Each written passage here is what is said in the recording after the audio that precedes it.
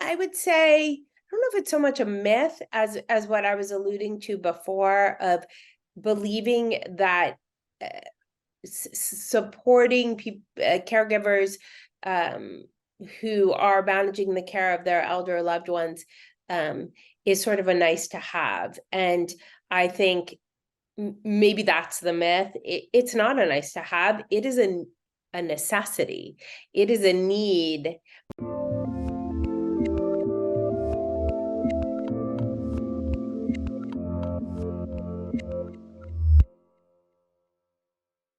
Hey everyone, this is Devin Miller here with another episode of The Inventive Expert. I'm your host, Devin Miller, the serial entrepreneur that's grown several startups into 7 and 8-figure businesses, as well as the founder and CEO of Miller IP Law, where he helps startups and small businesses with their patents and trademarks. If you ever need help with yours, just go to strategymeeting.com, grab some time with us to chat, and we're always here to help. Now, today we've got another great guest on the podcast, Karina Muller. And Karina, we're going to talk about a few different things, including not being afraid to pivot and how not being afraid to fail. Also, as a co-founder, your responsibility to others, how that can be a heavier burden, and how to learn to delegate and let go, and also how to stay in your lane. So it should be some great points of conversation. And with that much as introduction, welcome on the podcast, Karina. Thanks. I'm so happy to be here. Always love talking to you. It's always fun.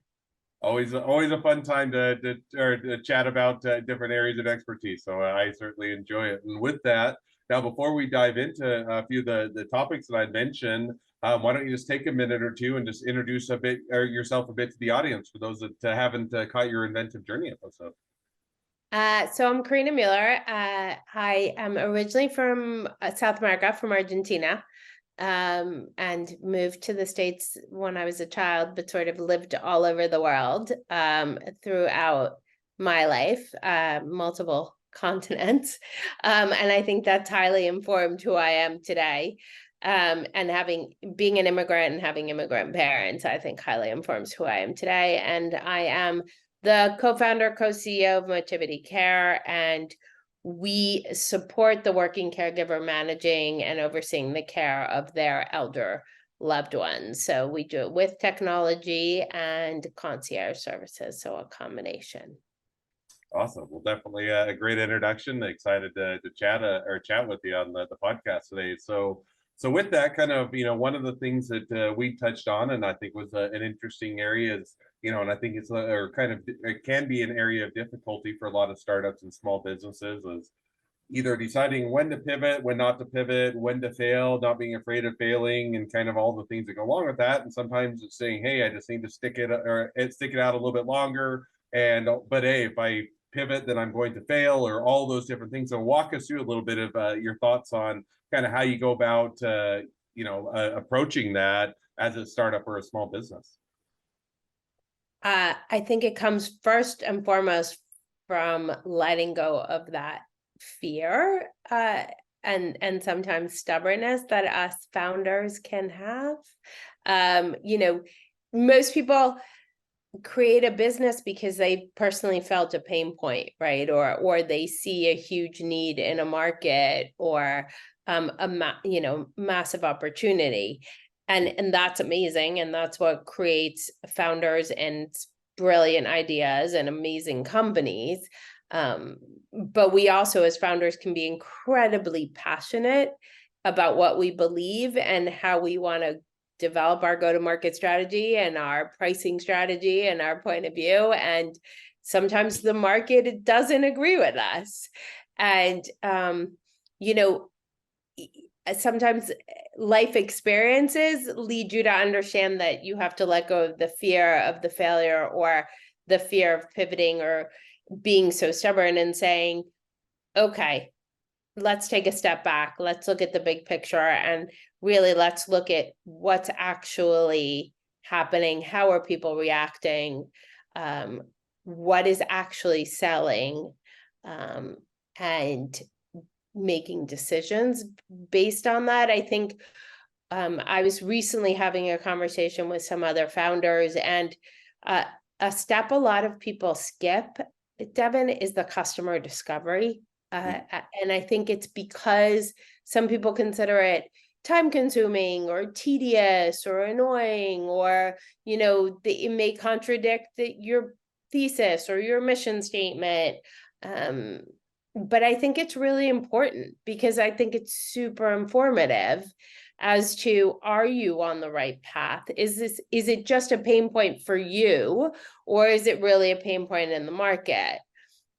And for instance, personally with Motivity Care, what we are constantly learning is that, and I am fascinated by this, but it can be also exhausting and frustrating, is something that's a nice to have or something that's a need. So are you selling a product or a service that's just a nice to have, or are you selling a product or a service that's truly a need in the market? So now let's say you go down kind of that customer discovery, that journey, you get the feedback and you come back and say, hey, we've missed the mark, or, you know, and that can be everything from, hey, we just need to tweak a little bit to, hey, we really need to rethink this. Now, the one caveat I'd give is, you know, don't do it off of just one customer. There's always going to be outliers. Get a lot of feedback and ask a lot of different people. But if it's kind of consistently there and you're getting it from a good amount of people across the board, and you get that feedback, you need to make that pivot or that tweak. You know, kind of why do you think people are hesitant or fearful of failing, you know, making that tweak and feel a failure, or making the pivot, and that kind of, what is that genesis of that motivation for, or being unwilling to, even in the face of getting that feedback? Sometimes it could be someone's ego to say, oh no, I was actually wrong. Also costs, right? Sometimes when we go down a path and we've developed all the marketing material and the communication material and all these things, there's real costs involved with all that, right? And that's also a factor, right? I've invested not only money, but time and energy and relationships and connections in going down this path. Do I really want to pull that back and possibly lose some of that time and some of that money? So I think we also get caught in that path. But I love what you just said, Devin, in that make sure that you are testing it amongst sufficient people. You are speaking to sufficient people, right? So that you are making informed decisions too. And I think that that's really important. You know, it's interesting as a founder, you're under a tremendous amount of pressure, right? To make things a success. And sometimes maybe we move too quickly, because it's understandable. And I do it, and everybody does it, right? Because you're under a financial pressure, you're under a time crunch, you know, you've got to get this sale done, you've got to get this deck out, there's like, you're wearing so many hats at the same time, that to honestly take that step back and say, is this the right path? Is this a need? Is this the right go-to-market strategy? Is this the right pricing strategy? Sometimes we really don't feel like we have that time as founders, and especially in a small business or a startup.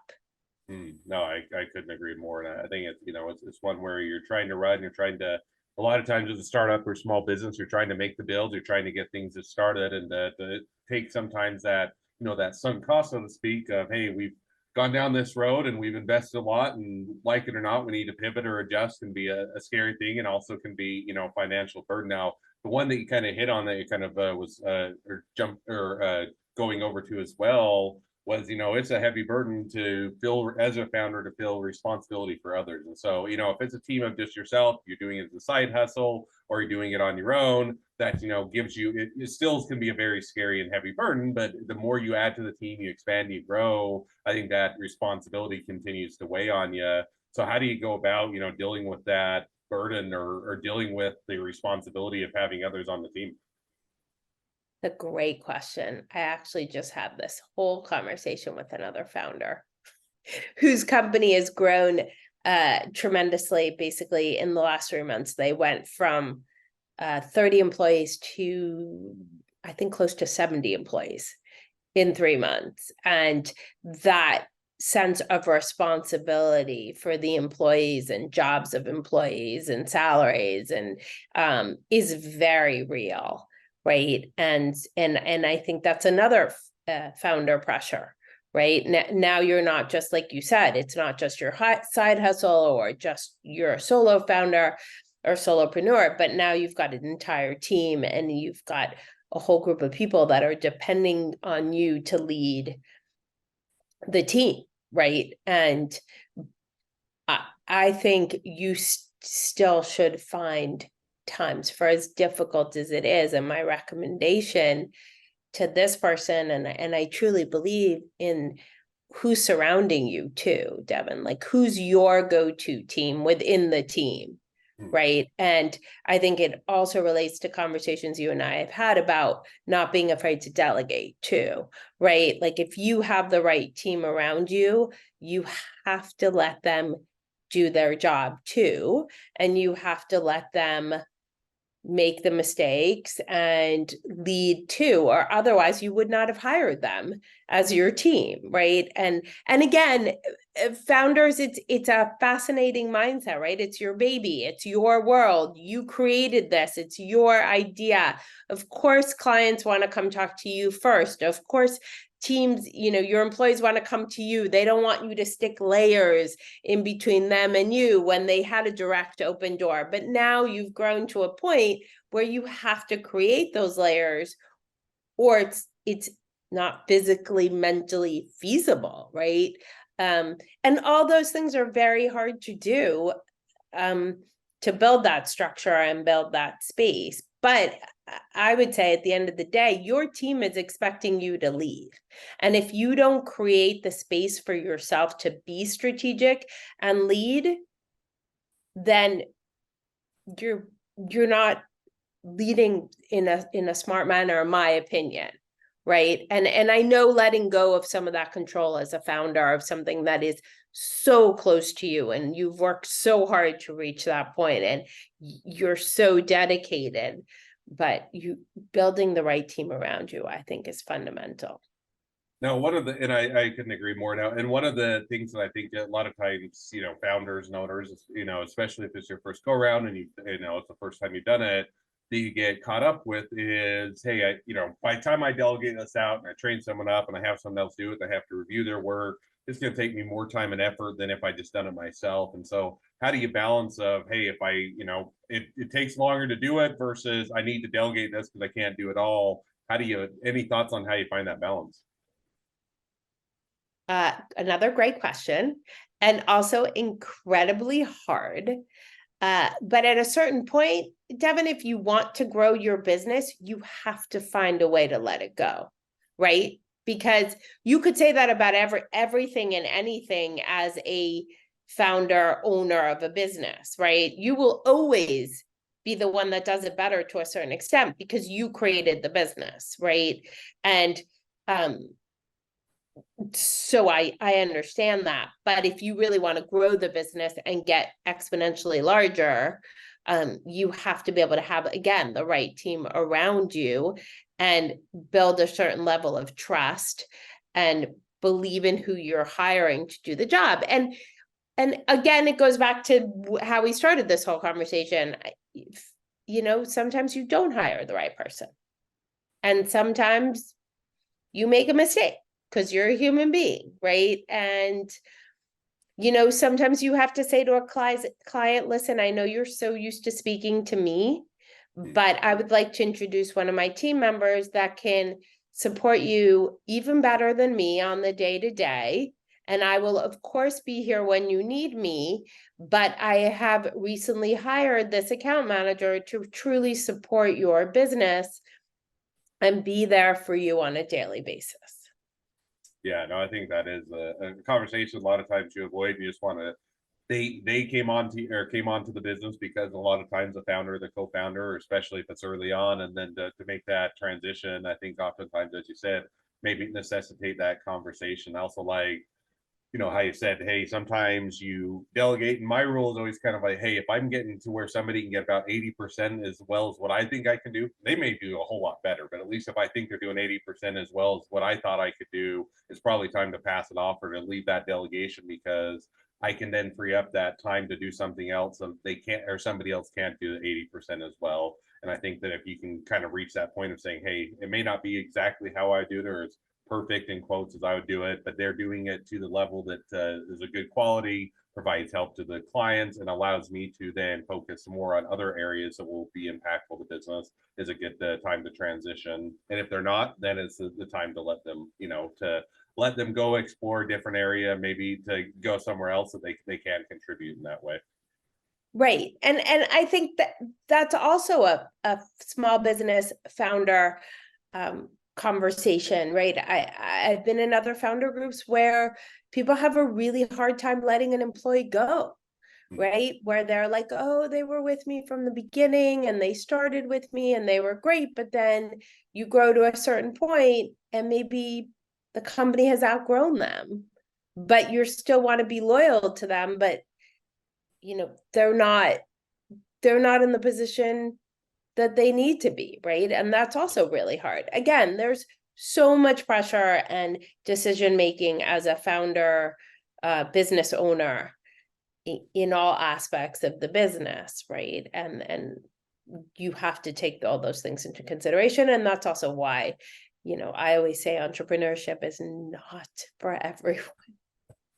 It is certainly not for the faint. Although, yeah, I always figure you have to have a bit of a naiveness going into entrepreneurship. Otherwise, everybody would always be scared off. So you have to go in with a bit of naiveness to get you through the hard times, but also to give or have that outcome that you're looking for. Now, shifting gears just a little bit, just more specifically to what you do, which is the caregiving industry and in that.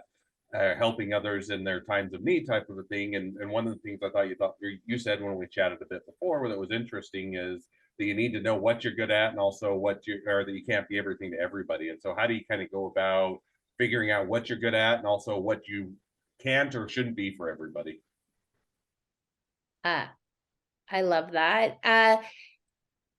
So in our business in particular, the reason we created the business, my co-founder and I, is because we chose what we were personally experienced and what our personal pain points were, and also our professional experience. And we united both sides of that, meaning we took being caregivers to elder loved ones in our lives, and then coming from the health and wellness and benefits and HR and stress management and professional side of the business, and said, oh, there's an opportunity to bring together professional and personal.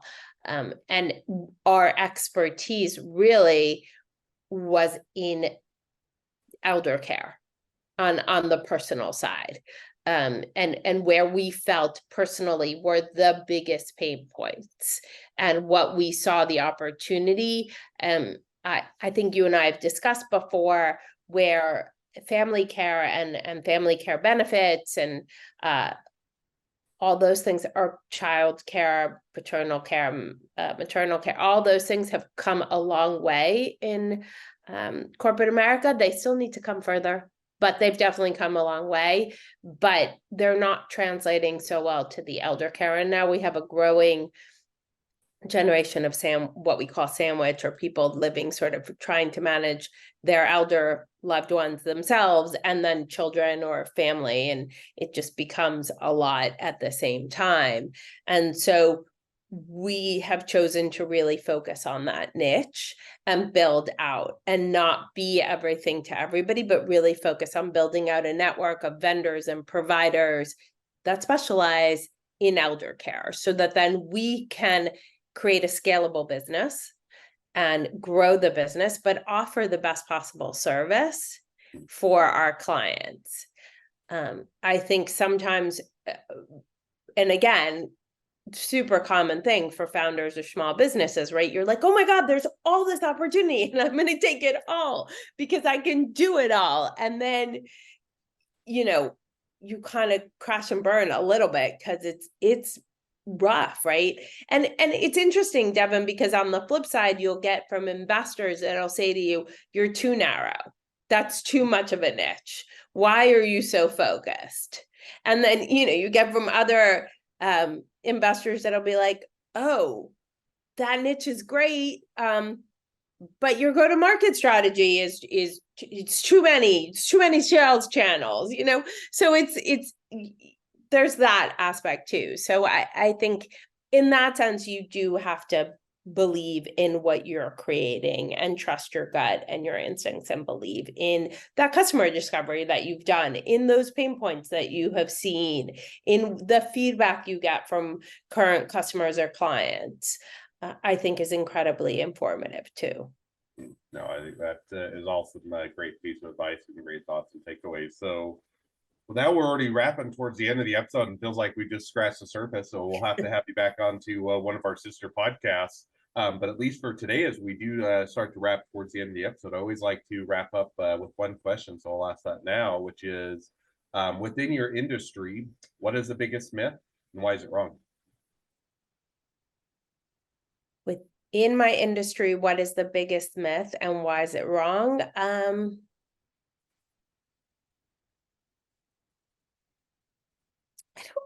That's a great question. I don't know if there's, I would say, I don't know if it's so much a myth as what I was alluding to before, of believing that supporting caregivers who are managing the care of their elder loved ones is sort of a nice to have. And I think maybe that's the myth. It's not a nice to have. It is a necessity.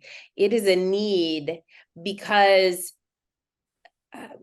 we are really in Motivity Care. We truly consider ourselves also an educational company, because it's really important that if you're not prepared for today and tomorrow, when that crisis hits, and when you have to deal with the elder care and things are not organized and they're not planned and there's no medical directive and there's no will and there's no power of attorney and there's no knowledge of medications and there's no knowledge of doctors and Medicare or Medicaid or any of that, then it becomes an unbelievable nightmare. And jokingly and not so much, we call it caregiver hell, right? Because then it really becomes hell, because you're trying to figure it all out on the fly, and your mother or grandparent may be in the middle of hip surgery, and where they go and what and that's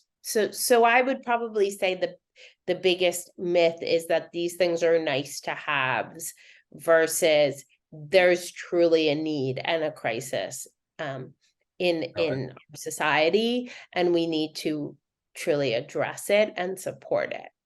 No, I think that's a great one to hit on. Sometimes people until that, it's almost kind of, or even within the legal sphere where I work, is hey, sometimes you think these are nice to haves right up until you get that lawsuit, that cease and desist letter, that thing that's impactful to your business, and you're saying, oh, it's really not a nice to have. It's something that I really do need, and yet oftentimes until you have that trigger point or until you have that, that ability, or that you have that event come up, it's hard for people to realize that. So I think it's a great one to dispel, and a great one for people to realize the necessity there. Yeah, I especially think in your world of intellectual properties, I come from, as you know, a mother who's an intellectual property attorney and a bunch of friends who are intellectual property attorney friends. And they always say, they always get that panic attack call, Devin, which I'm sure you've gotten many times, where they're like, oh, I don't need to register this. Oh, that's okay. I'll just do it on my own, or I'll do this or that. And then they get that cease and desist letter, or they get that, someone copied my mark exactly, or someone stole my name. I'm sure you get that very often. And then you have to backtrack and get them out of all that mess. Yeah, no, it is one. And so I said, it's always interesting when people think something is a need versus a want, and how that can oftentimes switch depending on the circumstances. So, well, now as we do wrap up, if people want to reach out to you, they want to be a customer, they want to be a client, they want to be an employee, they want to be an investor, they want to be your next best friend, any or all of the above, what's the best way to reach out to you, contact you, find out more? Karina at motivitycare.com. Karina, motivitycare.com. Karina Muller at Muller at LinkedIn. I am definitely all over LinkedIn. You can find me there. I would say email and LinkedIn is probably the best. We do have an info at Motivity Care email if people have specific questions about our services. We also answer those emails. So any one of those ways are the best ways to reach us, whether, like you said, if people have interest in our service, if they investors and partnerships. We also are very big on building our network of senior care providers, advisors, services too. So we are definitely always looking and open to conversations. Awesome. Well, definitely a lot of great ways to connect, and I certainly invite people to reach out to support a great business, and if nothing else, make a new best friend. So with that, thank you again for coming on the podcast. It's been fun. It's been a pleasure. Now, for all of you that are listeners that are out there, you can help us to share these episodes with even more startups and small businesses to help them along their journey of success. Just go and click share, subscribe, leave us a review.